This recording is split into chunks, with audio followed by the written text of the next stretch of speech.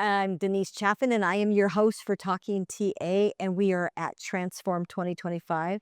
And I have with me Jason Goecke, who is one of the founding members of Open Water. Yes. And then also you have an advisory group. Give me the name of that again. Yep. Cultiv8 Ventures. Cultiv8 Ventures. Yes. Okay.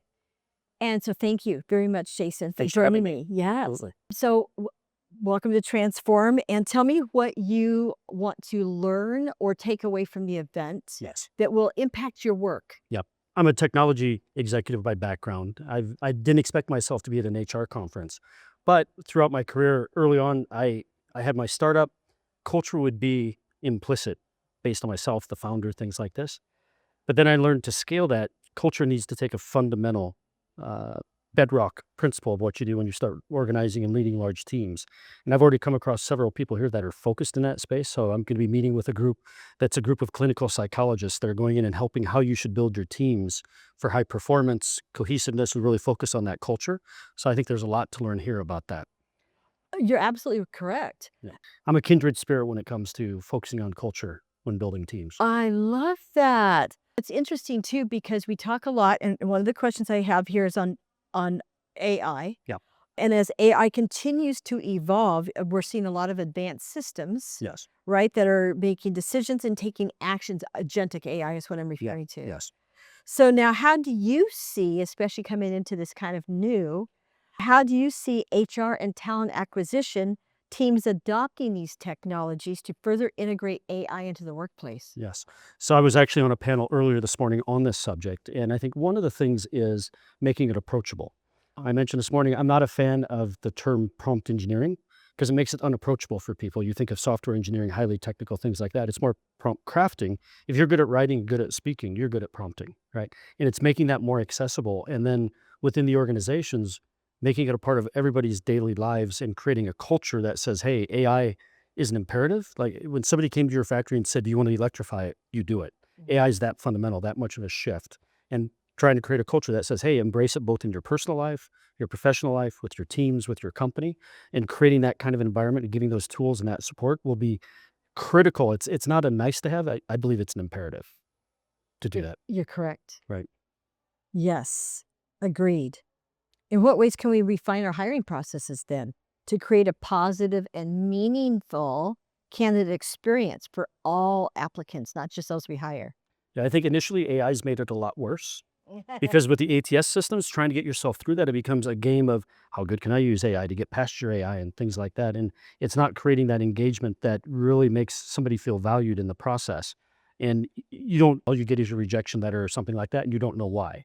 So I think it's using that AI to give constructive feedback as to why you may not have chosen a candidate, to give them feedback so they can improve and get through that and know that there's something on the other end actually giving some feedback rather than me just throwing out 100 resumes and never hearing a word, or getting a rejection letter 2 months later that doesn't tell me anything, right? To create a better experience, right? And that is the key right there. Yeah.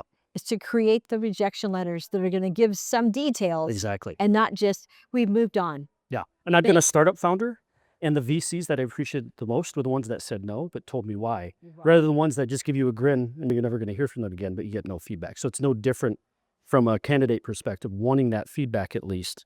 And it makes you feel heard, and then you get better, and maybe you do better the next time as well. Oh my gosh, so well put. That is so well put. Yeah, and that's something we need to keep working on. Correct. And AI can help with that, Right. right? So AI right now, I think, has been misused in the recruitment process because it's been used more as a cost cutting, more of dealing with the numbers, the number of candidates you've got and things like that, and less about the candidate experience of what they're doing. And with AI, you can still automate that and do it cost effectively, but you have to proactively put those feedback loops in there. Well, and I think that's where the clinical psychologists can come in as well. Yep. And help with some of that, because that is a big gap. Correct. I see it as a huge gap, and it's because I'm working on the front line with candidates still to this day. Okay. And I've been in this business a long time. Yep. But some of the complaints that I hear from candidates are, we feel like we're ghosted. We feel like our application or our resume is going into a black hole. Yep. I spoke with another good friend of mine who's here at the event. One of the things that he talked about was the fact that there are hundreds of candidates who are not qualified, who are pushing their resumes into these applicant tracking systems. Yep. AI screeners are reading the resumes and rejecting them. Correct. But it's really, a lot of times it's bots against bots because the candidates are using it as well. Yeah. It's It's not productive for either side. Right. Yeah. So it'll be interesting to see the evolution Yes. that we experience as we kind of move forward with this. And I think there's a lot of startups here, and I think there is an opportunity or a gap, and maybe once they open the Buddhist tomorrow, we'll see some of this, which is around creating a platform that creates that better experience overall, Yeah. rather than expecting that to come in within each individual organization. So there's some white space there, I think, to be addressed as well. Thank you. Yeah. One more question. How has the shift between remote work and RTO, which stands for return to office, impacted productivity, collaboration, and company culture? Yeah. So I live in the San Francisco Bay Area, but I had my first remote job in 1991. So I've been doing remote work my whole career because I would travel. You didn't have a choice. You had development teams all over the place. So for me, it's just the way it always should have been. And I think with the pandemic, it helped drive that awareness that you can have remote work. And the problem with return to office a lot of times, like I have friends that have had to return to office 3 days a week in the Bay Area. And a lot of times they're commuting an hour and a half to sit in a conference room on a video call because the teams are remote anyway, right? And sure, you get some of the serendipity coming in the office for the hallway conversation. That's good, but it's few and far between. So companies really have to be thinking about the hybrid model and how to make the hybrid model effective. I worked for a very large tech company, I won't mention the name, that had a private jet fleet instead of video in their conference rooms. Only 10% of their conference rooms had video, right? And they just encourage people, like, get on the plane and go to the office and go here and go there. And to me, that was crazy because especially as you get back to return to office, there's always going to be remoteness, people joining your meetings. So you need a culture and a set of tools that allow the hybrid model to work, even in the return to office. So you're the second person that's brought up the hybrid model. Yep. This afternoon, just this Yep. afternoon. Yep. And how the hybrid model really is going to take hold more than it has in the past. But if you want to be effective, you have to do things both in your culture and your technology to enable that. So this company I was talking about, if they don't have conference rooms with video in them, it's very hard to bring people in the same way because they also killed the private jet fleet. Couldn't afford it anymore. Wow. So. That's amazing. Well, it's interesting. I recall sitting in a conference room, and this is in 2010. I was doing work for Intel, and they put us into a conference room, our group, and then they connected us to another conference room. Yep. Okay, that was someplace else, remote. So it looked like we were all part of the same conference table, but it was two different locations. And that's a Cisco platform that actually does that. It's their high-end telepresence where you feel like you're in the room with people.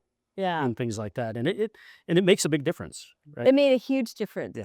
And it was actually, I think people were more collaborative. We found it to be funny, Yeah. but it was more engaging. For sure. I loved it. Yeah. It's expensive. Those rooms, one room would cost about $1 million just to get it ready to do that. 'Cause you have special lighting and special sound and everything else because they wanted that immersive experience to be preserved because it was really a system designed for boardrooms initially.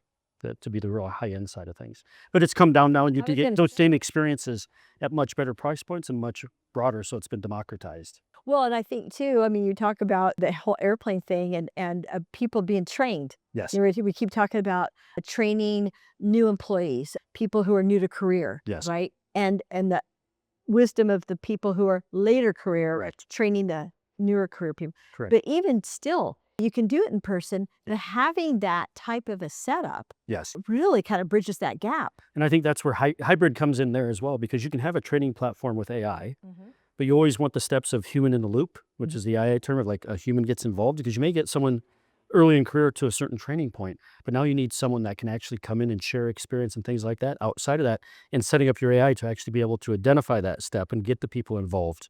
So you can use a combination of both and not just be all AI or all people, but figure out how to create that combination for the best effect. In person is still king in terms of like really getting to know people and do things. I mean, this conversation would be different if we were doing it on Zoom than here in person, right? You get a certain level of cues and things like that to be able to do that.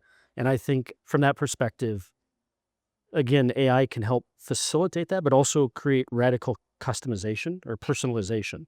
So if you're training people in Ireland, the AI can actually say, well, we're gonna have these cultural references in our training versus in India versus these places. So there is an opportunity in that remote work to do something that's hard to do in person, which is to really customize to resonate as best as you can, but AI can automate all of that as well. So what are your plans then with Open Water? So Open Water, what we're doing, so Open Water has come as a community of people in mid-career looking to reinvent themselves, looking for the community, the support, the tools, the awareness and knowledge, and that's been great. And what we've recognized is through this team or this group that we've curated is there's a lot of knowledge there. So therefore, we're creating the first of many councils that will be focused on leveraging this talent, leveraging this know-how, and making it available to corporate organizations. And the first one is going to be centered around AI. So it's a group of people, and it's really, we come from a diverse set of backgrounds in terms of industry and know-how and roles that we've done. And AI is really the hook because it's, like I said, it's like electricity. It's an imperative. I think everyone has to have a strategy, but we're broader than that, right? We bring a lot of knowledge and wisdom to the table on top of that, whereas AI is the initial focus. This is your first time here? Yes. I never thought I'd be at an HR conference as a tech product person, but Oh, it's that's been fascinating. It's been great. Yeah. And one of the things about this conference that I found interesting is I've done a ton of conferences, spoken at different things, corporate and events like this. The preamble to this, the amount of people that reached out to me and the engagement was phenomenal. I've never experienced that before. So it's a very energized, engaging, supportive community here that I've not seen elsewhere. So I've really enjoyed that. Very good. Well, Jason, thank you. This has been Thanks for having me. enlightening. Yes. It's nice to meet you. Likewise. All right.